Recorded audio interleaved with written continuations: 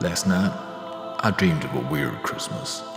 Not like the ones we used to know. This was all friendship and warmth and presents and giving, not alcohol and gunplay and cops being called.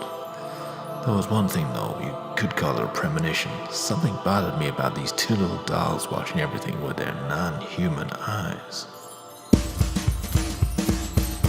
Now, I've been a truck driver most of my life, and those 16 wheels will take me to every corner of this most beautiful country on earth. And I never get tired of watching the widescreen movie of life, as I call the view from the cab, with the dawns and the dusts and everything in between. But to tell you the truth, sometimes it can get a little lonely, even with the CB radio. 10-4, good buddy. Even with the long-distance calls. Hi, Pap, how you doing? Anyway, it was one Christmas Eve. I was over at Pappy's trailer park, and he gave me a GPS for Christmas. He said, "It's the future, son." I said, "No, man, the future is you and I having too many beers, getting in my car, and spinning around that frozen lake." And then, in the middle of all this tomfoolery, I heard this sexy little voice come from the back of the car saying, "Turn around where possible."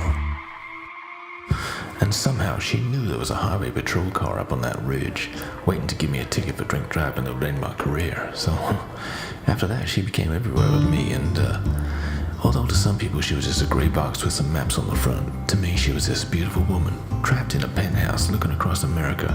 She could name every street but never walk on one of them. And she might have limited vocab, saying things like, "You have reached your destination," but to me it sounded like, "I love you."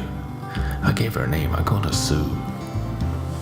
We became great friends, and like a typical guy, I began to wonder what if there was more of us. And I bought myself a smartphone, and there was 7 women on it. But quite quickly I discovered I made a terrible error, because these were cyber bitches. They networked with each other. They ganged up on Sue. They gave her like the verbal abuse and called her primitive, and one morning I noticed a tear coming down Sue's eye. In fact, it was condensation on the outside, but same kind of thing.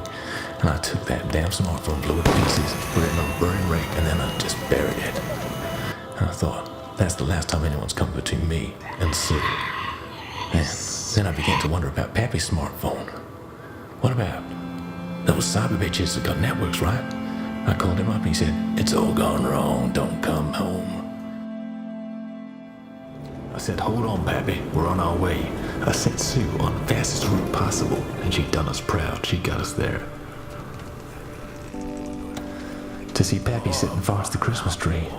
I said, "What you doing?" He said, "The cyber bitches ruined everything. They destroyed my Christmas, now they're destroyed theirs." And he was blasting away with his shotgun. And I said, "Pappy, you gotta stop now." And he said, "Put that thing down the ground," pointing to Sue. "I'm gonna blast her out of hell too." He was looking at us. He was about to pull that damn trigger, and I said, "Pappy, this is Sue, and I love her, and we're going to be together forever. She may be different, but you have to accept. You have to be inclusive, or you won't see me as a son anymore." And his old trigger finger was trembling, and I looked down the barrel, and I wasn't sure what he was going to do, and he said, "Oh, shit." He looked up, and the sun was coming up. "It's Christmas Day, right? Isn't it about time we had some peace around here?"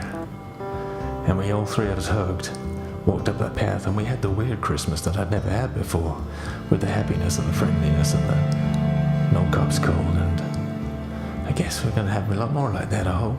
And you too. Merry Christmas and thanks for listening. See you next year.